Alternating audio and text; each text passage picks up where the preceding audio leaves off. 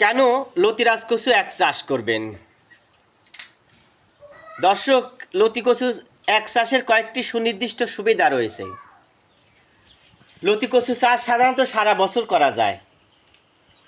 চলছে মার্চ মাস। এ সময় যদি আপনি লতি কচু চাষ করেন, এমন মানের বীজ যদি রোপণ করেন, মাত্র 30 থেকে 35 দিনে কিন্তু লতি সংগ্রহ করা যায়, যদি সঠিক সময় সঠিক যত্ন নিতে পারেন। প্রিয় দর্শক, অতিবৃষ্টির কারণে অন্য যে কোনো সবজি কিন্তু 3 থেকে 4 দিনের মধ্যে কিন্তু নষ্ট হয়ে যায়, কিন্তু এই লতিরাজ কচুর গাছ ঝড় বৃষ্টি বাদলে কোনোটাই নষ্ট হয় না। শুধু তাই নয়, ভালো মানের যদি জাত সংগ্রহ করে লতি কচু চাষ করতে পারেন, তাহলে প্রতি সপ্তাহে 3 বার থেকে 4 বার পর্যন্ত লতি কাটা যায়।